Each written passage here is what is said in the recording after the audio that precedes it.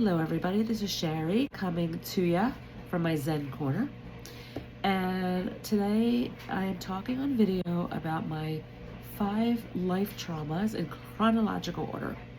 This took a little thought on my part because I look at these areas as learning experiences for me, even though some of them were when I was super young. But if I had to identify, these would be the 5 I would say. The first one would be when my father and my mother were divorced and I was 1 year old. So, I was not really of conscious age at that point, but I was living in an apartment in a suburb of Philadelphia with my mom, just the two of us, and my grandparents helped raise me along with my mother's brother, who was my uncle, and my mom and father were divorced when I was 1, and my father took off to go to another state and did not really participate in my life. Which I realized later had a lot of ramifications, but at the time I didn't recognize that. And my grandparents, well, my grandmother, my father's mother, lived in Philadelphia, but I didn't meet her until I was 13. So really I was raised essentially by my mom, her brother, and my grandparents. So my father leaving at the young age probably was setting the scene for most of my life trauma issues when I was 1, and I would say that was 1969. The second trauma that I identify with would be my mother had a brother who was younger, and he died in 1984. That was my Uncle Herb, and he was an amazing guy, single guy, lots of fun, like a dad to me.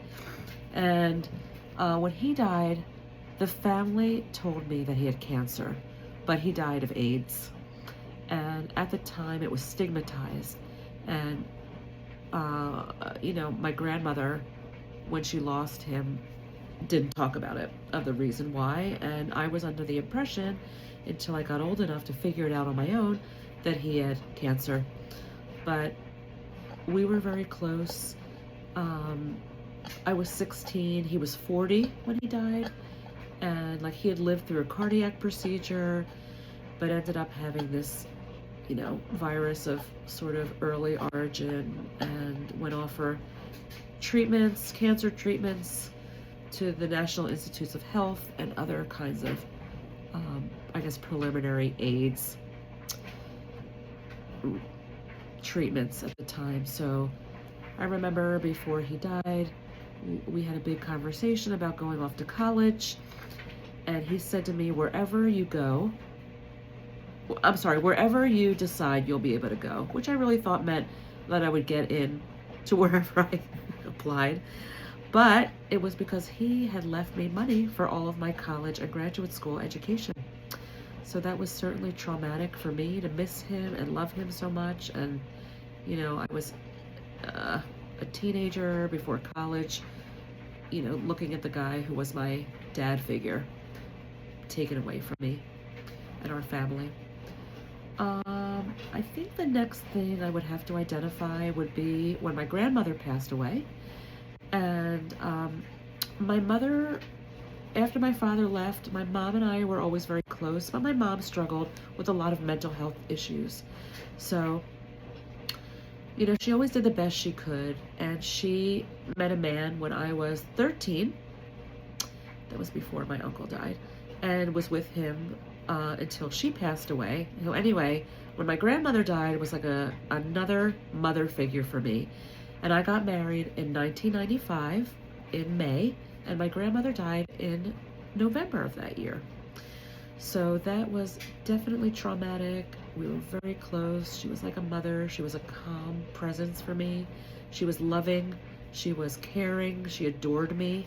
I was her only grandchild since my mother's brother had passed away. So that was really traumatic and sad, and took a lot of toll on my psyche, losing a mom figure like she was. The next thing I can think of is, I'm going to put this as 2 in the trauma. I got divorced when I was 39, and that was in 2008. Now, although it was my choice, 2007, although it was my choice to leave the marriage, Certainly that lended itself to trauma. Having two young kids who were 4 and 6 at the time, working full-time in my career, realizing that my ex-husband and I were not a fit for each other, and having a conversation with him with the skills I had at the time, saying the person you've become and the person I've become are no longer right for each other. And that was that. But afterwards, I met a guy who was the grandson of a patient of mine, who I just fell head over heels, and he was, I think, like 8 years younger than me. And I thought for sure he was the one after marriage, and he wasn't the one. And when the relationship broke up, I was devastated. We dated for about 9 months, just as I was turning 40 into 41, and that was heart-wrenching for me. I felt a tremendous sense of rejection and sadness. I didn't realize at the time it was the universe doing me a favor. However, I really lamented over that loss of relationship for months, maybe even longer. And, of course, it gave me a new beginning and the closing on a chapter, but it was devastating. And the fifth trauma, I would say, it was recent. So my mother raised me from the time my father left, along with as I said, my grandparents and my uncle, who I described, all passed away. And then this past year, my mother's health took a toll on her, and the day before my birthday last year, on June 12th, my mother had a fall, and by July the 4th, she passed away. And being an only child, it was kind of the end of an era for me, losing my mother. And my stepfather, who I described earlier in the video, I met when I was 13, and he was like a dad to me, especially after my uncle passed away. And my grandpop, which I didn't mention, but my grandpop also passed before my grandmom when I was in graduate school. But my stepfather has 3 children, and they live out west, and I live on the East Coast, and they moved in October of 2025. They moved him to California. So I lost my mother in July, and then by October, the man I knew as my father was also physically removed from my life. So he is in California. He lives in a dementia unit. He is doing well, but he's far. And I feel like I got him for the years he was young and able-bodied and not as confused, and my kids did as well. And it's a blessing that he's living where his children live, so they can enjoy the later years of him. But it's still hard to lose 2 parents at the same time. So most of my trauma patterns have come from the key figures of my life, either leaving due to abandonment, like my father, or death, or breakup, or relocation. So that is what I have to say.